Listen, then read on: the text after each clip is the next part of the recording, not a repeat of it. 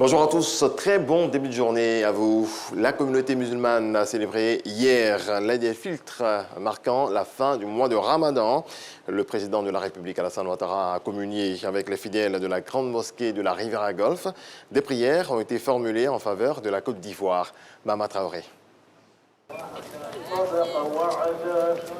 Aïd el-Fitr, jour de célébration, marquant la fin d'un mois continu de jeûne, le Ramadan. Aïd el-Fitr, jour de célébration dans l'adoration et l'exaltation du Seigneur Allah.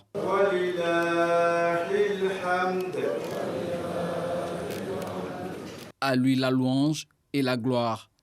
Des invocations récitées à l'unisson par les fidèles musulmans de la grande mosquée de la Riviera Golf. À eux se sont joints le président de la République Alassane Ouattara, le vice-président Tiemoko Melie Kone, des présidents d'institutions et plusieurs membres du gouvernement. Moment important de ce culte, l'accomplissement des 2 unités de prière, suivi du sermon de l'imam Moumine Traoré. C'est le lieu indiqué de rappeler quelques enseignements du Ramadan aux croyants. Le prophète Muhammad sallallahu alayhi wa sallam a dit « Le jeûneur a des moments de joie. Il se réjouit lorsqu'il rompt son jeûne à la fin du Ramadan. Et il se réjouit quand il rencontre Allah le jour du jugement dernier pour recevoir la récompense de son jeûne. » Hadith rapporté par Bukhari et Muslim. La joie de ce jour est celle de la satisfaction d'avoir accompli son jeûne. La plus grande joie sera le moment où il rencontrera Allah subhanahu wa ta'ala en passant par la porte du paradis réservée aux jeûneurs. Le sermon est suivi de bénédictions.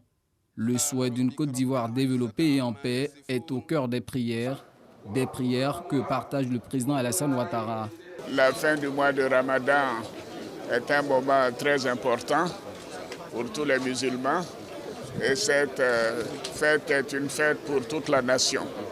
Je voudrais donc présenter mes vœux les plus sincères à tous les Ivoiriens, à toutes les populations vivant en Côte d'Ivoire et remercier le Seigneur pour la paix qui règne sur notre beau pays. Cette paix est le fruit des efforts de tous les Ivoiriens. Donc, comme lui, je remercie Allah de nous avoir donné cette opportunité et ce cadre d'échange qui nous a permis donc de renforcer la paix dans notre beau pays. Et évidemment, nous traversons des moments très difficiles avec les différentes crises dans le monde. Et la paix est la chose essentielle pour que le monde puisse trouver son équilibre.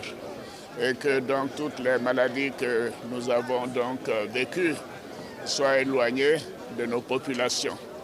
Et je voudrais donc encourager nos concitoyens à continuer de se faire confiance.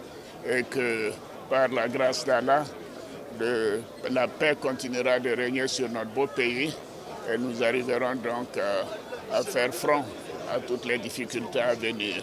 Que le Seigneur bénisse notre beau pays. Après ces 30 jours de jeûne, il est recommandé aux croyants musulmans d'observer 6 jours de jeûne, le mois suivant le Ramadan. Ces 6 jours de jeûne non obligatoires ont le mérite d'une année complète de jeûne. Autre volet de l'actualité, les artistes Zouglou, Yodé et Siro ont décidé de mettre leur talent au service du reboisement afin de lutter contre la déforestation en Côte d'Ivoire. Ils viennent de signer avec la Sodefort. Le point de Serge Pakoum Didi et Issa Tchonayeo. Yodé et Siro décident de militer pour le civisme environnemental. À travers leur voix, leur notoriété et des actions pérennes de reboisement, ces artistes veulent accompagner l'État de Côte d'Ivoire dans ses actions de préservation des couverts forestiers. D'où une signature de convention entre la Société de développement des forêts, Sodefort et leur fondation, Yes Fondation. La forêt, c'est la vie. Et l'héritage que la Côte d'Ivoire a de plus précieux, c'est sa forêt. Nous sommes venus vers l'assaut des forts dans le but de sensibiliser les Ivoiriens à tous les niveaux sur l'importance du reboisement. Pour mener à bien leurs actions, Yodé et Siro bénéficient du soutien du Bureau ivoirien des droits d'auteur, Buruda. Pour les responsables de l'assaut des forts, l'engagement des deux artistes est une opportunité pour éveiller les consciences de l'ensemble des acteurs et freiner la déforestation en Côte d'Ivoire. Ils sont donc venus au secours de l'assaut des forts et je dirais même au secours de la forêt ivoirienne pour voir comment elle peut contribuer à sa manière, non seulement à freiner cet élan de déforestation que nous enregistrons aujourd'hui et qui est à la base de beaucoup de facteurs liés au changement climatique, mais aussi qui, à terme, si ce n'est pas maîtrisé, cela peut aussi impacter même notre développement à travers la réduction de nos productions agricoles, à travers la dégradation de nos conditions de vie. L'artiste étant la voix qui porte le plus auprès de la population, de par ce partenariat, Yodé et Siro apportent ainsi leur pierre à l'édifice dans la sensibilisation de la population sur l'importance de la préservation de la forêt en Côte d'Ivoire. Et dans le reste de l'actualité, la junte pouvoir au Mali a dénoncé ce lundi des accords de défense signés avec la France et ses partenaires européens. La décision a été notifiée par le ministère malien des Affaires étrangères au chargé d'affaires de l'ambassade de France à Bamako. Si le processus de désengagement de la force française Barkhane et de la force européenne Takuba au Mali avait déjà commencé depuis quelques semaines, cette annonce indique le niveau de tension entre Paris et Bamako. Nous, on se retrouve à 7 h pour un nouveau développement de l'actualité.